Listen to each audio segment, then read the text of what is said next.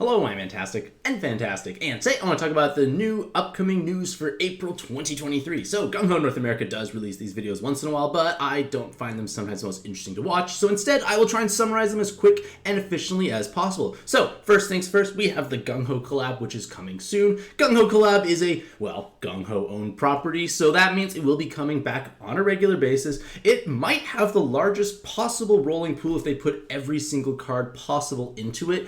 It also means that cards should be getting buffed on a regular basis. They should be returning on a regular basis, which means the concept of like FOMO or fear of missing out should be a little bit on the lower side, as well as the fact that monster exchanging for many of the cards is incredibly affordable. So it is obviously a nice event to come back because it could be a way to dump some of that excessive 6-star Godfest exclusive trade fodder. The next thing in the top right-hand corner is the next version update, which will give us the third attribute aspect. So there's going to be main attribute, sub-attribute, third attribute. Basically, it lets cards deal even more damage because with the more sub-attributes or third attributes you have, the more possible pings worth of damage you can deal. And if they have high personal damage multipliers, they can deal meaningful amounts of damage. It's just another like layer in terms of like how you calculate your damage output and or team building potential. And with this update, Flamey and Bubbly will gain that wood attribute because, Woodsy is technically included in their,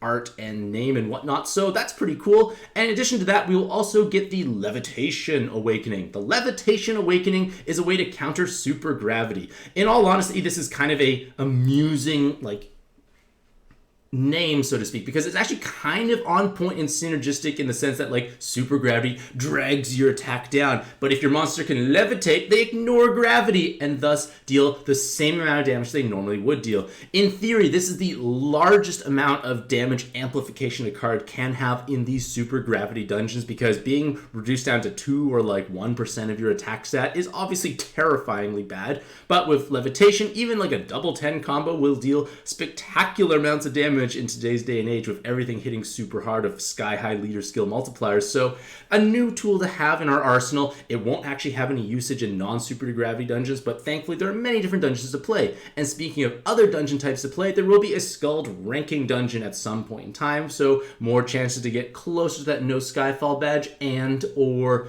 a prettier cosmetic crown. There will also be a new floor added to the Ultimate Annihilation Coliseum, which should also give us a title challenge. It's, again, another way to give yourself a nice cosmetic. You can tackle harder content, and depending on when things are released, we may even have new toys, because all players will receive one of the two new Nautilus plus Royal Oak and Seawolf plus Daytona Godfest exclusives. Basically, they are kind of like a mash of those those regular Godfest exclusives we possibly have come to love and know so well. And they will have the triple attribute aspect. They will need to match 3 colors. They are spectacularly strong as leaders. They have comically high effective amounts of health. They are kind of, to a certain extent, the next kind of wave of power creep, and just, I guess, Blackbird was kind of forgotten. I guess they're the black bird or sheep of the family.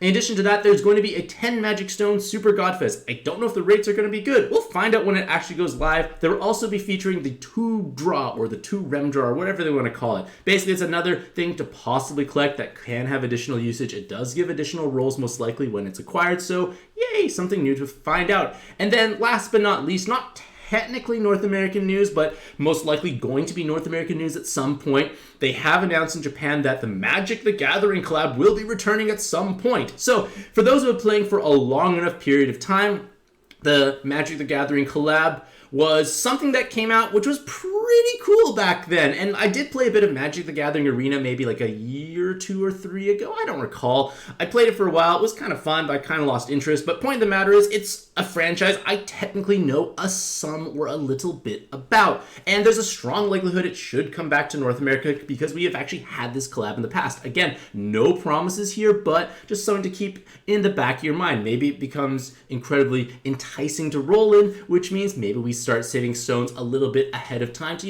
build up that stone reservoir in case you do actually want to roll heavily in that. But regardless of that, those are all the new and notable things that were teased in the latest video from Gung Ho North America. So, with that being said, let me know what you, ladies and gentlemen, think about these events in the comment section down below. Which aspect are you most excited about? But regardless of all that, hopefully all you lovely ladies and gentlemen have a truly fantastic day. I wish you the best luck in your own pad adventures, and Happy puzzling!